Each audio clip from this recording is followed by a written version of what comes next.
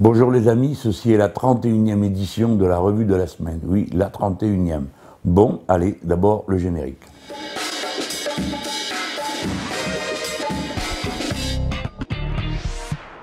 Ce matin, j'ai pris le train pour aller à Marseille et quelqu'un est venu vers moi et m'a dit « Tenez, je vous offre ça. C'est un jeu de cartes. C'est une société de Montpellier qui édite ça. Ça s'appelle BioViva et c'est un jeu de cartes. Plus ou moins compliqué suivant le jeu, là c'est assez simple, ça s'appelle Défi Nature et ça met en jeu la connaissance d'animaux extraordinaires. Voilà. Bon, ça m'a bien plu de regarder ces cartes et je me suis dit que quelqu'un qui avait eu le culot de venir comme ça, en 3 mots, me dire voilà, je vous offre ça, regardez si vous avez le temps, etc., ça méritait un encouragement et donc c'est ce que je suis en train de faire en ce moment. Voilà, regardez cette drôle de bestiole qui est là, avec ses yeux tout orange qu'elle a. Bon. L'autre chose maintenant. Je vous parle de l'élection qui va avoir lieu le 11 et le 18 juin, l'élection pour les députés. Bon, c'est pas la peine que je me répète, c'est une élection importante parce que les députés ont du pouvoir dans la Ve République, ceux qui votent le budget, ceux qui votent le budget de la sécurité sociale, ils votent les lois, ils peuvent voter une censure, c'est très important ça. C'est-à-dire qu'ils peuvent renverser un gouvernement. Donc ça a du poids en plus du fait qu'ils votent en général tout ce qui peut organiser la vie du pays. Mais là, on a affaire à une situation qui est assez nouvelle. La première raison, c'est que les 2 partis traditionnels de la Ve République se sont effondrés et visiblement n'arrivent pas à remonter sur le cheval. C'est vrai pour les Républicains et c'est encore plus vrai pour le Parti Socialiste. Et ce qu'il reste de candidats de ces 2 partis, personne n'est capable de dire s'ils ont l'intention vraiment d'être distincts de tous les autres, c'est-à-dire de jouer un rôle particulier, ou s'ils ne vont pas devenir massivement acquis au chef de l'État. Pour les Républicains, c'est clair, hein, on voit le nombre de membres des Républicains qui disent « mais oui, on va être constructif » ou je ne sais pas quoi, enfin vous avez tous compris.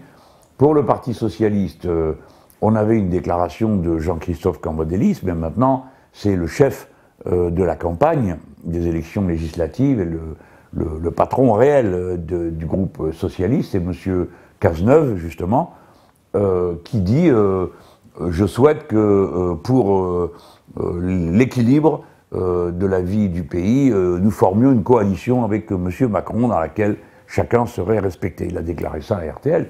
C'est de première importance. Ça veut dire que tous ceux qui vont voter pour un candidat PS ne savent pas s'ils votent pour un candidat PS à l'ancienne, hein, ou s'ils votent pour un nouvel allié de M. Macron. Bon, ça, c'est la première partie de l'affaire. Mais elle n'est pas aussi importante que l'autre aspect que je veux maintenant souligner, c'est la méthode avec laquelle travaille M. Macron. Et comment, après qu'on ait eu droit à des jours et des jours d'apologie absolument ridicule de sa personne, un culte de la personnalité inouïe, qui n'est pas de son fait, hein.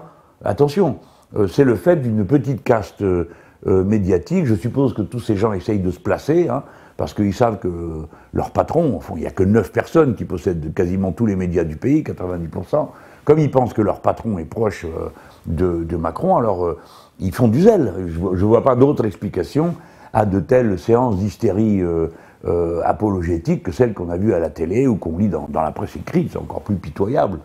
Bon, quand vous lisez, il est parfait, ou c'est un coup de génie, un coup de maître, bon, tout ça est totalement disproportionné. Le résultat va sans doute être assez lamentable, c'est que lui pourrait finir par croire à la fin qu'il peut faire tout ce qu'il veut, y compris marcher sur les eaux. Hein. Bon, la phrase, vous savez, où il a dit qu'il était jupitérien. Alors il y a un proverbe latin qui dit « Jupiter rend fou ce qu'il veut perdre hein ». Alors si vous prenez vous-même pour Jupiter, c'est que c'est assez mal commencé cette affaire. Mais là, nous sommes à quelques jours, regardez bien, du premier tour. Donc à un moment où les gens vont aller voter. Avant ça, on a eu droit à cette déferlante d'apologie. Et il faut attendre le lundi, en plein pont, en pleine vacances, pour que, heureusement, un journal, Le Parisien aujourd'hui en France, sort l'essentiel des documents sur les futures ordonnances sur le Code du travail.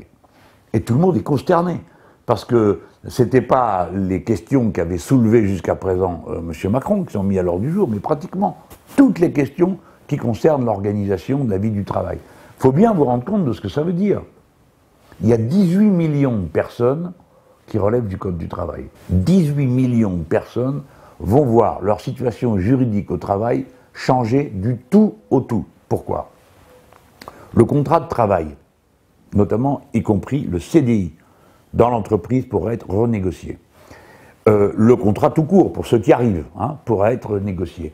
Et dedans, on pourra y mettre des clauses de licenciement qui ne sont pas celles que prévoit le Code du travail aujourd'hui. Aujourd'hui, il ne faut pas croire qu'on licencie les gens comme ça. Soit c'est parce qu'il y a une raison économique, et ça doit être reconnu, soit parce qu'il y a une faute de l'employé. Mais il faut que ça soit reconnu. C'est tout. Là, on va pouvoir mettre autant qu'on voudra. Baisse de l'activité, inaptitude à l'évolution du poste du travail, etc., etc. Et tout ça sera, comme ils disent, de gré à gré. C'est pour ça que j'ai dit que c'était le retour au 19e siècle, parce qu'avant le Code du travail, qui lui date du début du 20e siècle, tout se réglait de gré à gré. On signait un papier, et puis bon, les conditions du contrat pouvaient changer, c'était prévu dans le contrat. C'est ça qu'ils veulent faire. Donc vous avez là 18 millions de personnes dont la situation va être changée, ainsi que tout l'ordre de la hiérarchie des normes. Parce qu'avant, c'était la loi au-dessus, l'accord de branche à condition qu'il soit meilleur que la loi, et l'accord d'entreprise à condition qu'il soit meilleur que l'accord de branche ou la loi. Vous voyez, c'est un ordre où la protection maximale est donnée par la loi, et les arrangements, entreprise par entreprise, parce qu'il y a toujours eu des discussions dans l'entreprise, il faut arrêter de dire qu'on ne parlait pas, c'est même une obligation d'avoir une négociation annuelle sur les salaires, une rencontre en général, pour prévoir, faire des évaluations prévisionnelles de l'emploi. Donc il ne faut pas dire, jusque-là, personne ne parlait dans l'entreprise. Non, c'est que jusque-là, la loi ne se faisait pas dans l'entreprise. Et c'est ça qu'ils vont mettre en place. Donc tout l'ordre de la hiérarchie des normes est renversé, et tout le monde comprend bien que ce ne sera pas au profit des travailleurs. Alors, ça appelle quand même plusieurs réflexions qu'il faut que chacun se mette dans la tête. Premièrement, le Code du travail, c'est pas le Code de la route, c'est pas un code comme un autre. Toutes ces pages, ce sont des compromis liés à des luttes extrêmement intenses. Et s'il y a autant de pages dans ce code, c'est parce qu'il y a beaucoup de dérogations.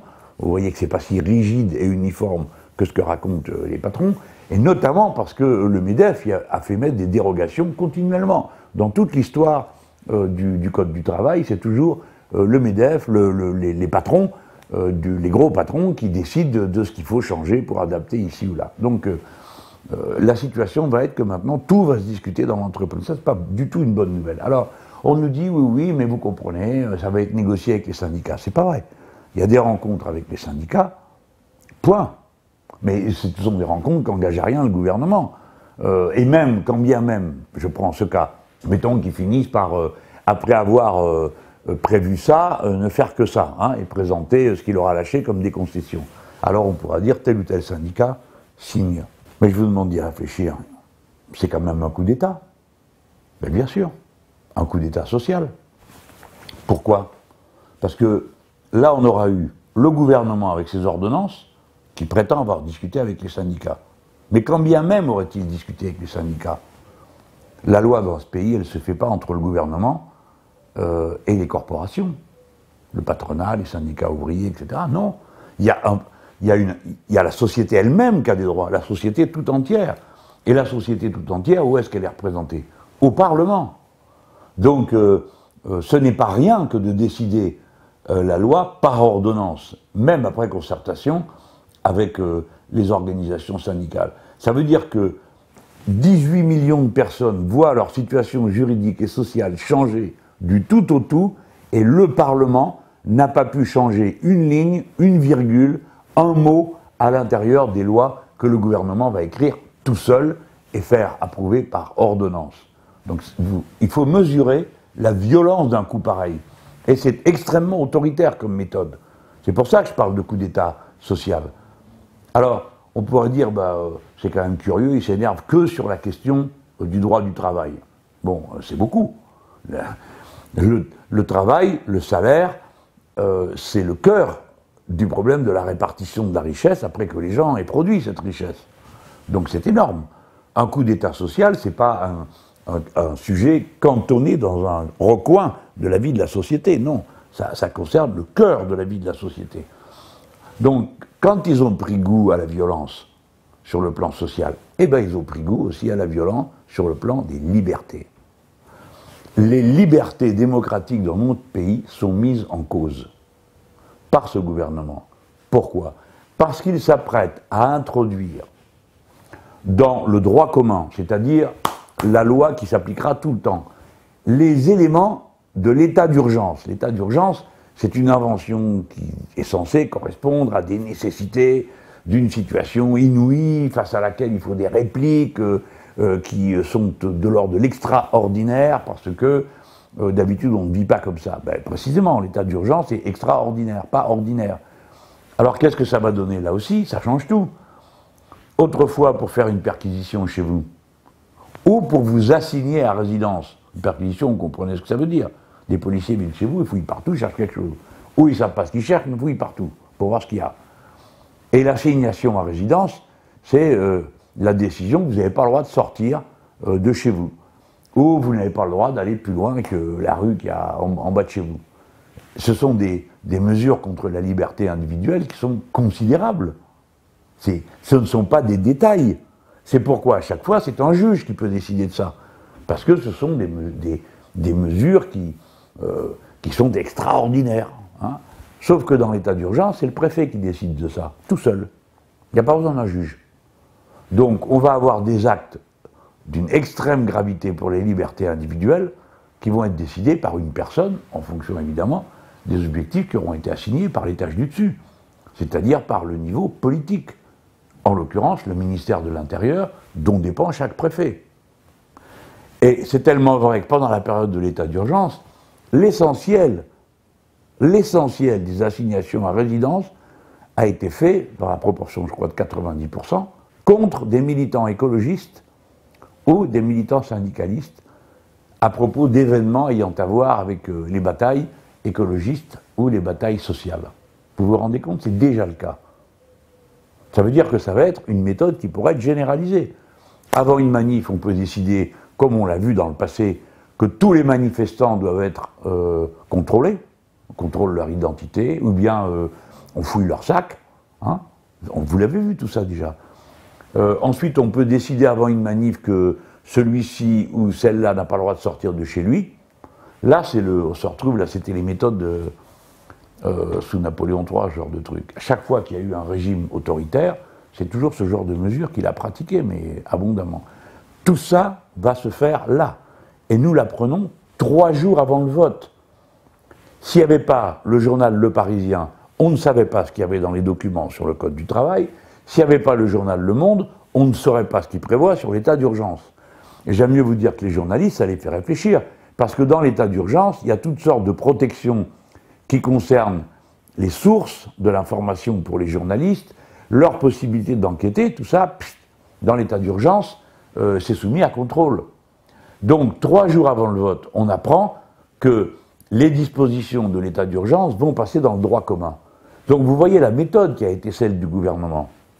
Après l'article du Parisien, j'ai dit, il faut donner tous vos textes. Dites ce que vous vous préparez à faire, c'est une honte, on va voter dans 4 jours, et on ne sait pas ce que vous êtes en train de préparer. Et des gens comme moi, qui déjà depuis des semaines ramaient pour expliquer cette question de la mise en cause du Code du travail, on n'y arrivait pas. Là, grâce à ce média, l'affaire sort. Et comme l'affaire sort, et qu'elle a été bien organisée par le média, le Premier ministre et sa ministre du Travail ont dû venir s'expliquer. Je ne sais pas, vous n'avez pas pu faire attention, parce qu'ils faisaient ça en plein après-midi, c'est pas une heure où tout le monde regarde, mais bon. En plus, c'était dans un jargon à peine compréhensible. Mais ce qui est frappant, c'est qu'on les a vus parler l'un après l'autre, le Premier ministre puis la ministre du Travail, blablabla, bla, bla, bla, et à la fin, ils en avaient moins dit que ce qu'il y avait dans le journal. Pas parce que ce qu'il y a dans le journal n'est pas vrai, c'est parce qu'eux n'ont pas l'intention d'en parler. Donc n'ont pas évoqué, par exemple, les questions d'hygiène et sécurité dans l'entreprise, parce que c'est mis en cause. Le droit d'alerte des syndicats, le droit de retrait des travailleurs. Quand vous dites, ah là là, attendez, là, je suis en danger, vous avez un droit de retrait qui est prévu. Tout ça, ça ne va plus exister, hein, ça va être discuté dans l'entreprise. C'est-à-dire que vous n'aurez plus un droit comme c'est le cas aujourd'hui.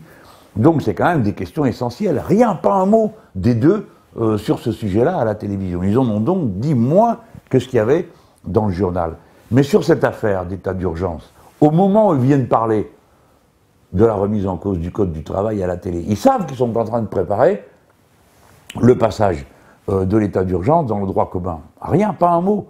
Donc ils espéraient ne pas en parler. Tout ça, les amis, ça fait beaucoup. Si vous votez les pleins pouvoirs à Macron, c'est ça qui vous pend au nez. Alors, il y en a, on ne peut pas les convaincre. Hein. Ils partent de l'idée, bon, donnons-lui sa chance, il a été élu président de la République, après tout, il a droit à une majorité, etc. Bon, c'est une vision monarchique de la République. Non, c'est pas parce qu'on a élu un président de la République que son assemblée doit être une assemblée aux ordres. Non. Bon, si les électeurs de la France Insoumise qui ont voté pour le programme La France Insoumise reviennent, en dépit de la diabolisation qui a été faite de moi, hein, de ma personne, pas de mon programme, hein, donc dites-vous bien ça, vous pouvez revenir voter pour le programme parce que les candidats que vous avez dans votre circonscription, c'est pas moi. C'est des personnes que je soutiens, bien sûr. Je le dis un peu par matière de plaisanterie, parce que si vous venez, l'Assemblée, elle sera équilibrée. Hein, et cet homme n'aura pas les pleins pouvoirs. Il faut l'obliger à discuter. Sinon, vous allez voir qu'il prendra tout le temps des méthodes de cette nature. C'est-à-dire pas vu, pas pris. Au dernier moment, je sors quelque chose et c'est fait. Bon, voilà. Je voulais vous parler de tout ça parce que honnêtement, je ne m'attendais pas à ce qu'en si peu de temps, tant de choses viennent à se révéler de la nature du nouveau pouvoir, du nombre des lobbyistes qu'il y a dans le gouvernement, du nombre des représentants du MEDEF et des grandes compagnies du pays qui sont présentés comme candidats à la députation par le mouvement En Marche, et de ces projets de loi qui restent secrets, alors que ça va être des événements qui vont complètement démembrer notre vision de l'histoire. J'ai parlé du renversement de la hiérarchie des normes pour le droit social, l'expulsion du Parlement qui n'a plus rien à dire sur le droit social, j'ai parlé de la question de la démocratie avec l'état d'urgence, tout ça, ça fait beaucoup quand même. Hein. Dans l'affaire de l'état d'urgence, il me vient encore une idée que je veux vous soumettre, mais quand l'ennemi nous frappe, l'ennemi terroriste, qu'est-ce qu'il veut? Évidemment nous mettre en déroute. Donc un, il veut qu'on se divise, deux, qu'on change notre manière de vivre. Vous le savez tous, puisqu'à chaque fois qu'il y a un attentat, la première chose que maintenant les gens raisonnables font, c'est de dire les services de sécurité ont fait pour le mieux et nous ne nous disputons pas entre nous. Et puis aussitôt après, les gens disent on va continuer à vivre comme avant, parce que comme ça, nos ennemis verront qu'ils n'ont pas gagné. Si vos ennemis, qui sont eux l'essence même de l'antidémocratie, de l'anti-république, et qui vous mettent des bombes ou qui vous tirent dessus, obtiennent comme résultat que vous-même vous diminuez vos valeurs et vos méthodes de travail et de principe, c'est lui qui a gagné, quoi. C'est l'ennemi qui a gagné, puisqu'il a réussi à transformer votre société et à la rapprocher de son idéal personnel de violence et de brutalité. Voilà, il faut que vous ayez tout ça à l'esprit, parce que sinon, on ne comprend pas bien le véritable enjeu de fond démocratique et républicain qu'il y a pour les deux tours, le 11 et le 18 juin prochain. Alors, moi je compte vraiment que le peuple français se ressaisisse. J'étais content de voir les jours derniers là, que au moins les sondages aussi nous redonnaient à la remontée, parce qu'il y a des gens qui comprennent que la première mobilisation contre la destruction du Code du travail, c'est la mobilisation électorale de ces 15 jours-là. Les gens, si vous le faites, vous allez vous épargner des heures de manif et des heures de grève. Donc vraiment, on compte sur vous.